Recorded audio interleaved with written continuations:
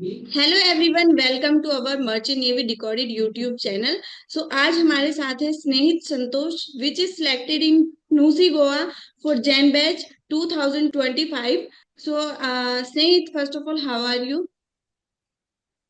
I am fine ma'am. Okay. Snehit, पहले अपने आप को इंट्रोड्यूस करो, थोड़ा अपने बारे में बताओ हमें। मेरा नाम है स्नेही संतोष जोड़ी। मैं गोवा से हूँ और मेरा ओरिजिनल प्लेस है कर्नाटका बेळगाव। और मैंने मेरी 10th और 12th कंप्लीट की है। और 12th इन साइंस मैंने कंप्लीट की है मैं। और मैं मैम मेरे पापा भी थोड़ा मिडिल क्लास, हम मिडिल क्लास फैमिली से बिलोंग करते हैं। ओके। स्नेहित, जैसे आपने बोला कि आपकी जो ट्वेल्थ है वो साइंस से है, तो साइंस में आपने बायो ले रखी थी या मैथ थी आपके पास में? बायो थी मैम। अच्छा, बायो होती है, देन आपने जीपी रेटिंग चूज किया। अच्छा, मर्चेंट नेवी के बारे में हाँ, कैसे पता चला आपको? बायो था तो मेडिकल फील्ड क्यों चूज नहीं किया आपने? नहीं मैम, मेरा एक भाई था, मतलब नेबर जैसे ही था एक। वो भी मर्चेंट नेवी में गए हैं। वो जीपी रेटिंग के इसमें ही गए हैं आफ्टर ओके। 10th। सो उसने मुझे सजेस्ट किया है कि तू भी जीपी रेटिंग कर ले। और 12th या तूने, उसने पूछा मुझे तूने क्या लिया है, पीसीएम या पीसीबी। मैंने बोला बायो में लिया है मैंने। तो उसने मुझे सजेस्ट किया पीसीएम लेता तो सही रहता। 12th के बाद आईएमएससीटी एग्जाम दे के उसमें रैंक निकाल के तू चीफ इंजीनियर के भी प्लेस में चला जाता बोलने लगा। फिर हम्म। उसने सजेस्ट किया कि जीपी रेटिंग कर ले, गोवा में भी है मुंबई में भी है। और उसने ही मुझे सजेस्ट किया था ये मर्च आपका official website merchant navy decoded. Okay. So उसी के सहारे मैंने जीपी रेटिंग फाउंडेशन पैकेज ले लिया, खरीदा था। और उसके सहारे मैंने स्टडी की, हार्डवर्क किया और मैंने इसमें पास आउट हुआ। ओके। सो नूसी में जैसे आपका फाउंडेशन पैकेज से आपने प्रेपरेशन की, नूसी में आपका सिलेक्शन हुआ, तो वहां पे आपको एंट्रेंस और इंटरव्यू दोनों क्लियर करने पड़े होंगे।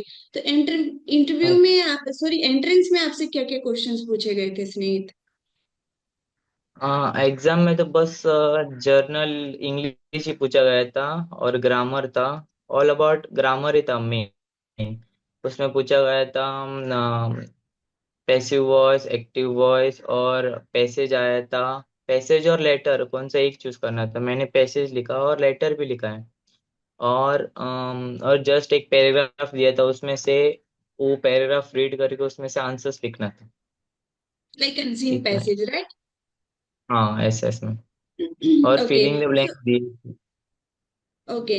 तो स्नेहित, जैसे आपका एग्जाम था, आपने बता रहे ये भी पूछा गया, ये भी पूछा गया, टोटल कितने क्वेश्चंस थे उसमें?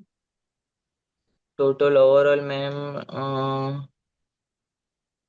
पैसेज में 20 तो होंगे ओवरऑल। ओके। 20 15-20, हाँ। क्वेश्चंस थे टोटल आपके, और कितने टाइम का एग्जाम था हाँ आपका? मैम, ड्यूरेशन वैसे तो नहीं दिया था, उन लोगों ने डायरेक्ट बोला था अगर जिसका जल्दी हो सके वो जल्दी से अपना इंटरव्यू क्लियर करके जा सकता है। ओके। ओके, ठीक है। देन फिर उसके बाद में एंट्रेंस देने के बाद में आप लोग इंटरव्यू देने के लिए गए, हाँ। तो हाँ, इंटरव्यू में क्या क्या क्वेश्चंस पूछे जा रहे थे आपसे?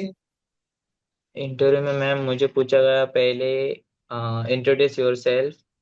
उसके बाद उन्होंने पूछा आप कहाँ से हो, आपके पापा का ऑक्यूपेशन क्या है, और क्या क्या पढ़ चुके हो, 12th की है, ऐसे ऐसे पूछा गया था। और एक पैराग्राफ दिया था न्यूज़पेपर या ऐसे रीड करने के लिए, बुकलेट था एक। ओके। और उसमें से वो पैराग्राफ, एक पैराग्राफ रीड करने बोला और उसका साइमल्टेनियसली मीनिंग बताने बोला। कि मतलब उसको आपने अपने वर्डों में एक्सप्लेन करना था। अच्छा, जो पैराग्राफ आपको दिया गया था, उसको एक्सप्लेन करने के लिए हाँ, मतलब हिंदी में ही करना था या इंग्लिश में करना था? उन लोगों ने चॉइस दी थी इन योर ओन लैंग्वेज बोला था, पर मैंने इंग्लिश में प्रिफर किया था सब। इंग्लिश में ही ओके। बताया था सब। ओके, मतलब किसी भी लैंग्वेज में आप एक्सप्लेन कर सकते हो, राइट? बट अपनी वर्डिंग्स यस में मैम। करना है। ओके। हाँ। सो जैसे आपको भी पता है स्नेहित कि नूसी गोवा जो है वहाँ पे प्लेसमेंट तो 100% है नहीं, राइट? तो मान लो कि 0.001% ऐसा होता है कि प्लेसमेंट नहीं हो पाता है, तो फिर आगे के लिए आपने क्या सोचा है, क्या स्ट्रेटेजी यूज करेंगे आप?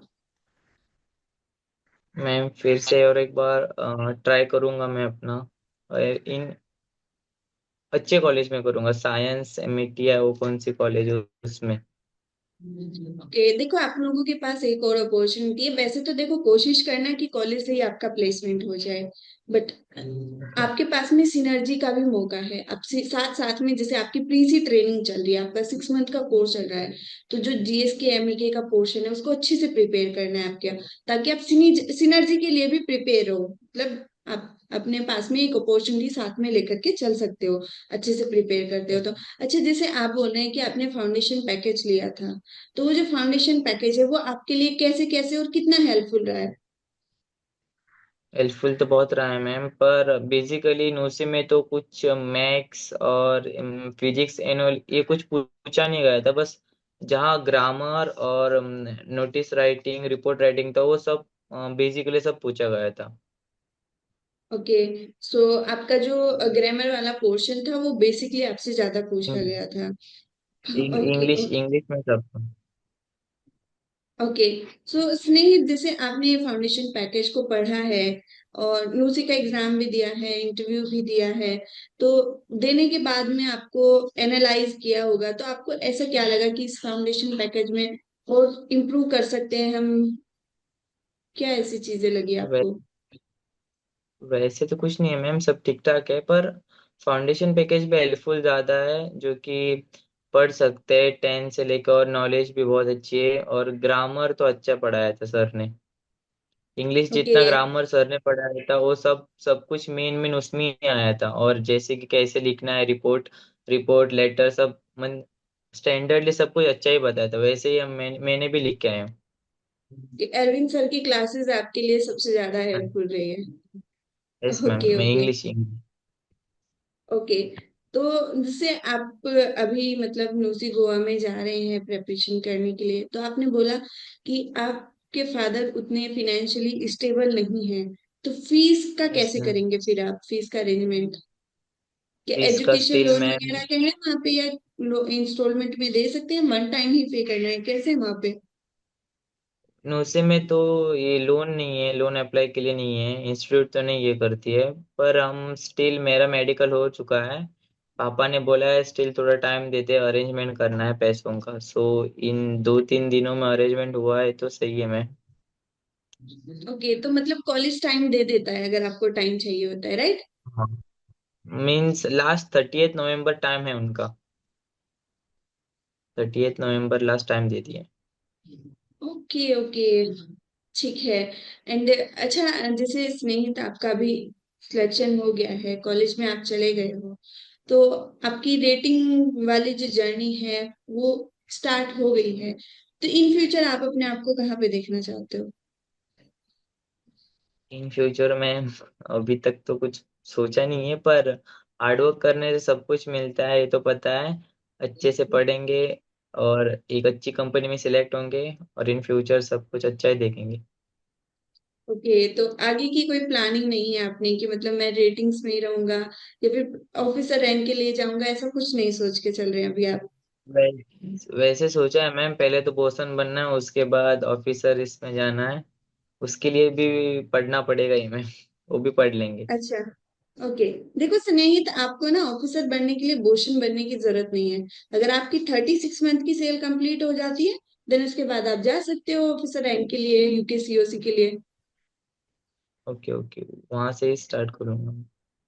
हाँ, तो स्नेहित अच्छा, जैसे आपने अभी प्रिपेयर किया है नूसी के लिए, आपने आपका सिलेक्शन भी हुआ है, तो आपके जैसे और भी स्टूडेंट्स हैं जो प्रिपेयर कर रहे होंगे, तो आप उन स्टूडेंट्स को क्या मैसेज देना चाहोगे?